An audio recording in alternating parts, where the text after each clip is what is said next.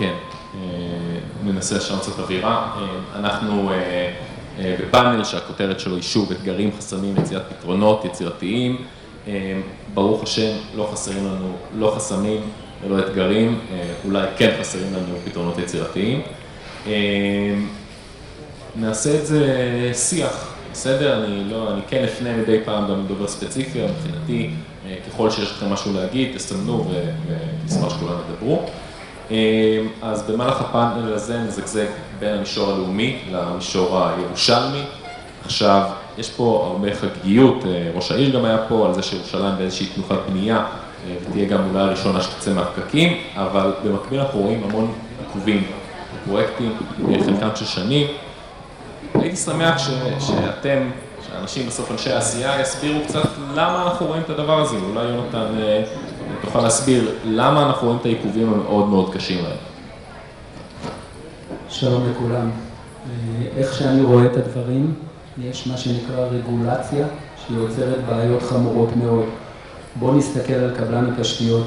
קבלן התשתיות, זה שמבצע את כל הפרויקטים, כולל הפרויקטים העתידיים שלך למשל, עוזי, של 200 מיליארד שקלים, עומד מול חסמים בלתי רגילים. נתחיל מזה שהוא עומד מול מכרזים שחלקם הגדול מכרזים לא הוגנים. התמחור לצורך העניין הזה, אם אני אתן את הדוגמה הטובה ביותר, אחרי השביעי לאוקטובר, הוא שונה לחלוטין. עברנו פה מהעסקה של פועלים פלסטינאים לעובדים זרים. אף אחד, ואני מדבר על פרויקטים שלוקחים שנים על גבי שנים, כך לדוגמה את הרכבת הקלה בירושלים או כל פרויקט אחר של נתי או נטע, פרויקטים מאוד מאוד ארוכים, אף אחד לא לקח בחשבון שאותו קבלן שזכה במכרז, וגם זה בתמחור מאוד מאוד נכון מלכתחילה, כי הרווח של קבלני תשתיות הוא לא יותר מ3-4% מלכתחילה, עומד מול סיטואציה ש40% מהעבודה שלו זה כוח אדם פלסטיני, והוא נאלץ לשלם עוד 9% יותר לעובדים זרים. אף אחד לא לקח את זה במחשבה שלו. פירושו של דבר שאותו קבלן תשתיות מהמלחמה, למעשה הוא מפסיד כסף נטו בכל הפרויקטים שלו. מדינת ישראל הבטיחה לעובדים, הבטיחה עובדים זרים יהודיים לדוגמה. הנה נמצאים פה מהאוצר גם כן, הבטיחה את זה לענף התשתיות, עובדים שיעמדו ב-186 שעות ולא ב-232 שעות, היא לא מקיימת את זה, היא לא מסוגלת אפילו להביא 2,000 עובדים זרים שיועדו רק לענף התשתיות. איך יעמוד קבלן תשתיות מול כל ההתייקרויות, מול כל המחירים המאמירים לאורך כל התקופה האחרונה, איך הוא יוכל לבצע את הביצוע? ולכן יש הרבה עיכובים, גם עיכובים מה שנקרא רגולטוריים ותכנוניים, שגם הם מאוד מאוד משמעותיים מחד, ומאידך עיכובים כי הקבלנים מפסידים הון עתק ואף אחד לא עומד מאחוריהם. תודה יונתן. אני אגיד, יש פה שעון, זה לא הזמן האמיתי שיש לנו, יש יותר זמן מזה, אז אל תלחצו. הייתי שמח אולי לשמוע עוזי בהקשר של המטרו בסוף זה פרויקט שהוא באמת מבוסס כמעט על חברות בינלאומיות. אני בטוח שהמלחמה שהוזכרה פה בתור אחד הגורמים המרכזיים היא מאוד משפיעה על ממשק כזה. איך בכלל אפשר להתנהל עם חברות בינלאומיות בתקופה כזאת של חרמות וכל מה שאנחנו רואים סביבנו? אנחנו רואים בכל הפרויקטים, וזה גם ניסיון של שנים, גם בפרויקטים של תשתית, גם פרויקטים תשתית תחבורתית, גם של בנייה, הליכים מאוד מסורבלים, ארוכים, בירוקרטיה, הרבה מאוד רגולציה, ואנחנו רואים את זה נמשך ונמשך בכל התחומים, אם זה בעניין של העתקות תשתית, אם זה בעניין של קבלת אישורים, אם זה בעניין של הסדרי תנועה, רגולציה, אישורים של כבאות, שמענו אותם כמובן עם כל האילוצים גם שלהם, משטרה. ופרויקט, אני עכשיו אדבר על פרויקט המטרו שהוא פרויקט עתיר נושאים ועתיר בירוקרטיה וחסמים, חשבו על זה ולכן חוקקו במשך כמה שנים, וזה כבר חוק שנמצא בתוקף מ-2022, עבר גם תיקונים ב-2024, חוק המטרו זה חוק ייחודי, חוק ראשוני מבחינת מדינת ישראל, שבא ויאפשר לנו, רשות המטרו, החברות המבצעות, באמצעות החוק, באמצעות מועצה מאסדרת שתהיה לצד רשות המטרו שבראשותי, לאפשר לקצר הליכים, לדלג מעל גורמים כאלה ואחרים, לדוגמה חברת חשמל, אם היא לא תיכנס תוך 14 יום, יש לנו סמכות בחוק להכניס קבלן משלנו, כנ"ל גם רשות העתיקות, פקיד היערות וגורמים נוספים. החוק הוא חוק חזק מאוד, לא רוצה להגיד דורסני כדי לא להפחיד הרבה מאוד גורמים, אבל אמור להתמודד עם החסמים ועם הבירוקרטיה שהיום היא משפיעה בסופו של דבר. אני רואה את זה גם בבנייה, אני רואה את זה גם בתשתיות התחבורה, גם על אורך הזמן, גם עלות הפרויקט. לכל דבר שפרויקט נמשך יש פה עלויות. אנחנו שמענו בכנס הנדל"ן לפני שבוע מספרים ונתונים מדהימים על עיכובים, ועל אחד מהגורמים והזרזים ליוקר המחיה והעלייה במחירי הדיור זה התארכות הליכי האישורים והבנייה. ואת זה אני מקווה שאנחנו בכלל בכל המדינה נקצר. אני רוצה לציין את ירושלים, שראש העיר זה לא סתם מה שהוא אמר, זה קורה. הוא יושב שבוע, הוא יושב עם יזמים, הוא שומע קבלנים, הוא פותר בעיות, הוא עשה מסלול ירוק לוועדה המקומית, הוא עשה מסלול ירוק לוועדה המחוזית, הוא עושה פעם בשבוע סיור עם יושב ראש הוועדה המחוזית. ואם אנחנו ניקח את כל המדינה ונהיה כמו ירושלים ונקצר הליכים, ואנחנו רואים גם את היתרי הבנייה שיצאו בירושלים בשנה האחרונה, עיר הראשונה, לאחר מכן זה בת ים או משהו כזה, ורואים את זה. וככה גם אנחנו כולנו, גם כמדינה, גם רשויות מקומיות, חייבים ומוכרחים להתיר חסמים, לקצר את הבירוקרטיה, כי בסופו של דבר זה משפיע על כולנו כאזרחים. אליצח, אם אנחנו כבר הזכרנו את הסוגיות האלה, כל הבירוקרטיה, כל הממשקים בין החברות השונות, המדינה והרשויות יודעות לעבוד עם השוק הפרטי, זה משהו שיודעים לעשות במדינת ישראל. קודם כל אין חסמים, אנחנו מייצרים אותם, בוא נתחיל בזה. מי זה אנחנו? המדינה מייצרת חסמים? זה מערכת איזונים. חסם הוא מערכת איזון שבה מצד אחד לשמור על X ומצד שני להתיר ל-Y. עכשיו, המערכת הפרטית יודעת לעבוד עם המערכת הציבורית, הממשלתית, החברות הממשלתיות, שהולכים יד ביד. הדבר הזה, כל עוד צועדים יד ביד, וזה מתחיל משלבי התכנון, ואני שומע ורואה מה עושים בעולמות המטרו, זה בדיוק מה שמנסים לעשות, זה ללכת יד ביד עם הקבלנים, עם חברות הטכנולוגיות. עכשיו, ככל שעושים את זה יותר מוקדם, ככה יש יותר מידע, אפשר לקבל החלטות מבוססות מידע, ואז כשכותבים את המכרז, אז כותבים דברים שיודעים לעמוד בהם והם צופים פני עתיד. כי אני מניח שאם היו יושבים עם קבלנים בקווים השונים, ירוק, סגול, כחול, כנראה שהיה כמה קבלן שהיה בודק את הסיכון, או מדבר על הסיכון של עובדים זרים במקום עובדים פלסטינאים. אממה, כשיושבים אנשים חכמים עם הרבה ידע וכותבים מכרז, לא בהכרח עולים כל הדברים האלה וצפים. ואם עושים את זה נכון, ונותנים, הולכים יד ביד, ולכל דבר יש אחד אחראי, לא צריך לעשות הרבה סינכרון בין הרבה גופים, ואפשר לנסות טכנולוגיות ולהכניס חדשנות. יכולה להיות חדשנות מכרזית, יכולה להיות חדשנות בקרון רכבת, יכולה להיות מערכת איתות או רמזור, שלוקחים את כל הדברים האלה ויודעים לעשות אותם ומתכננים אותם נכון, וצועדים יד ביד, האחד ועוד אחד הזה באמת נהיה 3, ואז יודעים לעבוד ביחד. אריאל, במקרה של החשב הכללי, יש פה באמת איזשהו מודל ייחודי שהאוצר הוא חלק מהגוף שמקים את הרכבת בירושלים. וכלי גם עוד כמה פרויקטי תשתית. אתה חושב שהמעורבות של המדינה במקרה החשכ"ל היא נכונה? זה המודל הנכון, או שאנחנו צריכים ללכת למודל יותר מבוזר, יותר אחורה?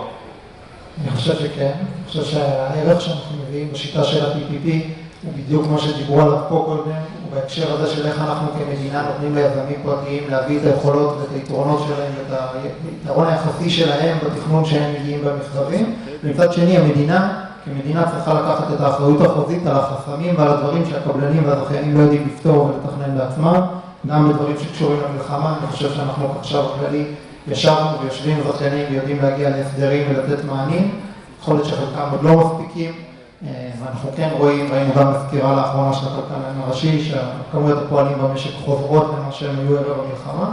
אני חושב שהשיטה הזאת במובן הזה היא מוכיחה את עצמה, אנחנו עובדים היום בשיתוף פעולה עם עיריית ירושלים, גם על 3 קווים של רכבת קלה, מתקן השבת אנרגיה בעטרות, מפסולת, מאות אלפי מטרים של בינוי ממשלתי של משרדים.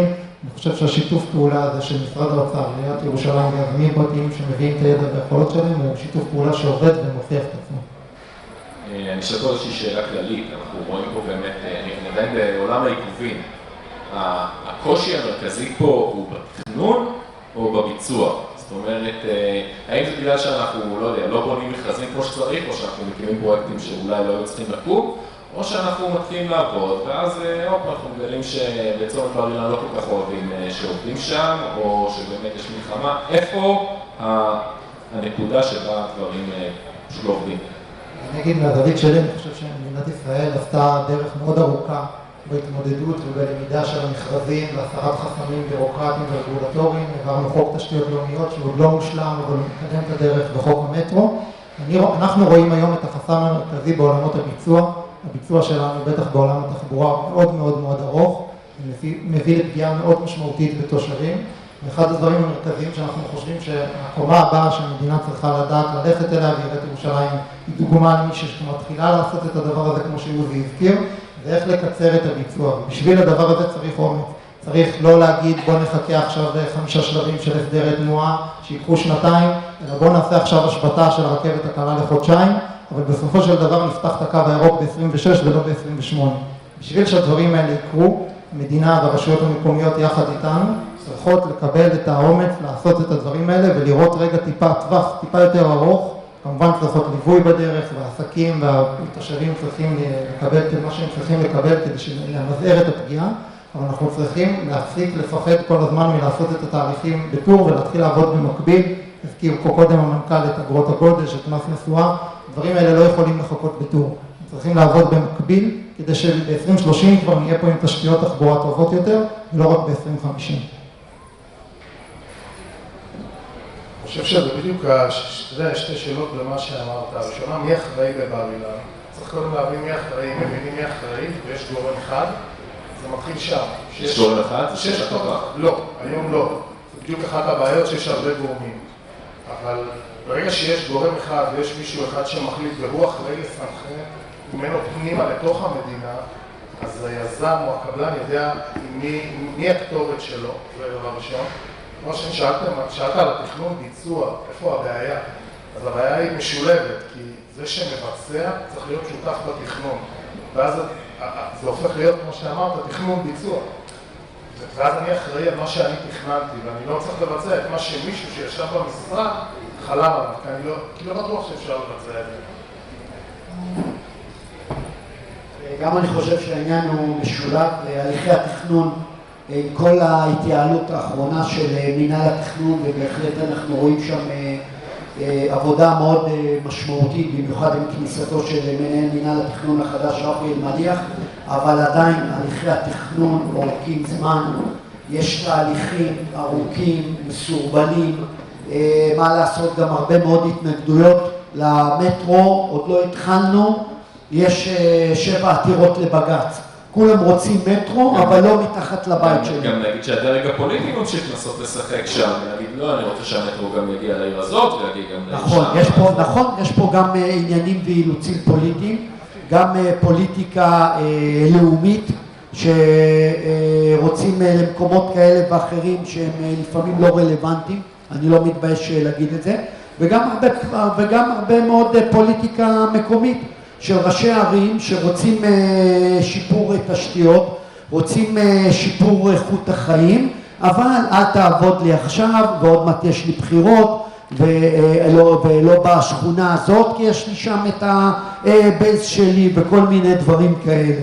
גם הליכי הביצוע עם כל חברות התשתית, העניין של תיאום תשתיות הוא קשה מאוד, אני רואה את זה, ואנחנו רואים את זה, להעתיק קו של הוט, או להעתיק קו של פרטנר, בכלל עכשיו הם חברות פרטיות, ומשרד התקשורת לא משתלט עליהם, ויש בעיה מאוד רצינית בעניין הזה, ובסוף זה גם עלויות, גם התמשכות של זמן, ואת כל הדברים האלה, כמו שאמרו פה, צריך להיות איזשהו גורם אחד בכל תחום שיתאם, יתכלל, יוביל, ייקח אחריות, וידע לפתור את כל הסוגיות הללו. אני מסכים עם הדוברים פה, אבל אני רוצה לחדד את הדברים. הכשלים הם כשלים מהותיים, משלב התכנון עד שלב המסירה, אפילו לא הביצוע, הייתי אומר את זה. אני אתן דוגמה של הרכבת הקלה פה בירושלים.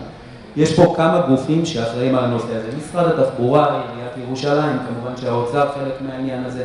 זה עובר לחברת ביצוע שנקראת מוריה, ומעליה יש את עיריית ירושלים. וכמובן שמוריה מוציאה גם כן אאוטסורסינג שלוקחת מה שנקרא משרדי פיקוח שיפקחו על הקבלנים עצמם. אין גורם אחד שמתכלל ומבין את הסיטואציה. מוריה מנותקת הרבה מאוד פעמים מהמשרדי פיקוח, עיריית ירושלים מנותקת ממוריה. יש פה סיטואציה בלתי רגילה, ומצד שני הקבלנים מה שנקרא נשחקים. עכשיו לוחצים אותם גם לביצוע, נגיד לצורך העניין זה ביצוע עבודות לילה ודברים כאלה, גם אם מאשרים עבודות לילה, וזה מאוד מאוד קשה לקבל אותם, אבל גם אם מאשרים עבודות לילה בכל מיני מקומות לצורך קידום הפרויקטים, כמו שאתה אמרת, יש עם זה עלויות נוספות. קודם כל עלות של עבודת לילה זה לא אותה עלות. דבר שני, מחסור בכוח אדם, כמו שאמרנו, ודבר שלישי, תביעות שאף אחד לא עומד מולם. קבלנים שלנו מקבלים תביעות על רעשים, על הפרעות, על כל מיני דברים כאלה, ובסופו של דבר הקבלנים אמורים להתמודד מול כל הסיטואציה, הייתי אומר מול כל הבירוקרטיה הקשה, מול כל החסמים, מול כל הקשיים האלה, בסופו של דבר מצפים מהם, ולצערי הרב, מי שמשלם את המחירים אלה קבלני התשתיות, ואסור שהדבר הזה יקרה בשום פנים ואופן. תודה, נגיד שגם הציבור משלם הרבה על כל הדברים האלה, בהחלט גם הקבלנים. אני אשמח, אנחנו דיברנו פה באמת על הקמה, על תכנון, אבל אולי גם יש עוד איזושהי סוגיה שכדאי לראות שזה תפעול, זאת אומרת, אוקיי, הקמנו פה רכבת, אנחנו עדיין מכירים לא מעט תלונות על איך הדברים מתבצעים בפועל. אני אקח דוגמה, פשוט ניצח מתעסק בנושאים האלה, נגיד סוגיית הרמזורים בתל אביב. זאת אומרת, איך אנחנו יכולים לדאוג שגם אחרי שהקמנו את כל הדברים, אז באמת הציבור ייהנה מזה, ולא רק, אוקיי, חתכנו סרט. בסוף זה KPI, לכל דבר צריך מדד מהו הצלחה ומהו כישלון. ואם המדד הזה ברור, אז הציבור ייהנה. זאת אומרת שאם, בוא ניקח קבלן רמזורים, כי דיברת על רמזורים, אז זה כדוגמה מצוינת. כל המכרזים שאני מכיר במדינת ישראל, הרמזורים מורידים אותך על משהו אחד. כמה שטפת את הפנס, כמה בדקת שהוא זמין וכמה היה תקלות. זאת אומרת, לא בודקים על כמה המהירות של התנועה. בדיוק, אבל דרך אגב, זה לא באחריות הקבלן, זה לא באחריות יעיל. זה מי שבונה את המכרז. אני לא מתומרץ על זה שהציבור יהיה לו רמזור יותר יעיל. מצד שני, אני גם לא נמדד על זה. תנו לי תוכנית תנועה, אני שם אותה וזה הרמזור. אבל בוא ניקח עולם, אוטופי דרך אגב עשו פרויקט כזה, 2 פרויקטים כאלה בארצות הברית, שקבלן הרמזורים אחראי גם על תוכניות התנועה, נתנו לו גיידליינס, הוא שם אותם, ואז הוא נמדד על מהירות הנסיעה. אפשר לחשוב מה היה קורה אם אני כקבלן החזקה וקבלן ביצוע הייתי נמדד על מהירות הנסיעה, תראו משהו שלא דיברו עליו מעולם, על מהירות הנסיעה וכמה פחות אנשים עמדו בפקק, תן לי רק חצי ממה שהייתי חוסך למשק. אל תשלם לי על זה, אם חסכתי תן לי, צריך KPI ברורים, הגדרת אחריות ברורה, והנה חסכנו עשרות מיליוני שקלים משקיעים ביום. זה משהו שאנחנו יכולים לעשות אותו, או שזה שוב, אנחנו חוזרים, בעצם החזרת אותנו חזרה לתכנון, למכרזים? זה משהו שאפשר לעשות אותו, אני יכול להגיד, אני לא יושב היום בכובע הזה, אבל לפני שהגעתי ל-YSB והייתי בחברה שדיברה חדשנות ורצתה לעשות חדשנות, בחברת נתיבי איילון, אחד הדברים שניסינו לעשות זה באמת לייצר לקבלן אחריות שהיא לא רק תדאג לשטוף פנס לצורך העניין, ובאמת לעשות רמזורים שהם אדפטיביים, שאתה נמדד על האדפטיביות בהם, שהתמורה שלך קשורה לנזק או להצלחה המשקית. ואז למעשה אתה מתמרץ מישהו לא רק לעשות את מה שאמרת לו מה לעשות, אלא אתה מתמרץ אותו לחשוב, אתה מתמרץ אותו לנסות, אתה צריך לתת לו גם את הסייפטי נט אם הוא לא יצליח, אבל תן לו לנסות, תן לי לנסות, זה לא לא כל החוכמה נמצאת אצל צד אחד, היא נמצאת בדיוק בשילוב הזה. אבל אם תשאל אם היום יש פורום שמאחד את הידע בצד הזה ובידע בצד הזה, תשובה לצערי היא לא בדיוק. אז אמרנו שבאמת אמרנו שהפאנל הזה יעסוק בין השאר גם בפתרונות יצירתיים, והייתי שמח אולי לשמוע כן איזושהי, לא יודע, לקרוא לתחזית אופטימית או רעיונות של איך כן אפשר שעוד 5-10 שנים לנהל פאנל כזה, ולא נצטרך לדבר על אתגרים חסמים, אלא אולי על איזה יופי הדברים שתכננו עכשיו יותר טוב, ומה כן אפשר לעשות, בקיצור. שהפאנל הזה ייפגש פעם בחודש ולא פעם בשנה. שלא על הבמה פה. בדיוק, שלא על הבמה פה, ושהוא איזשהו רגולטור לא יפחד לתת לי לנסות, דרך אגב, הוא לא פחד לעולם לתת לי לנסות, אבל כדוגמה, וכשאני אנסה ואולי לא אצליח, אז הוא גם לא יכעס עליי, הוא רק יבוא ללמוד איתי איך לעשות יותר נכון. כן, אני מסכים, אני חושב שהתהליכים היום שמבוצעים, ושמענו גם וראינו את התקציבים, תקציבי עתק של התשתיות במשרד התחבורה, אני חושב שבתכנון נכון, ראיית חוויית המשתמש קדימה, ולצפות את הנולד, לראות איך אנחנו יכולים לעשות את הדברים הכי טוב שאפשר, ונתתי גם דוגמאות שהקישוריות והחיבוריות ויהיו הכי טוב שיש, שאדם ירד מרכבת, יהיה לו אפשרות של אוטובוס ורכבת קלה, או אופניים, או אפילו שביל הליכה, ולראות את זה בקדימה, ולעשות את זה הכי טוב שיש מבחינת התכנון, כי חבל, יש עכשיו תקציבים גדולים מאוד, יש את הטכנולוגיות, אנחנו רואים מה עושים בעולם, אנחנו גם מתקדמים בהרבה מאוד תחומים בעולם, ולכן צריך להביא את זה לתשתיות, לשפר ולעשות כמה שיותר טוב לטובת עם ישראל. עוזי מדבר פה על התכנון והוא צודק, אבל זה לא מספיק עוזי.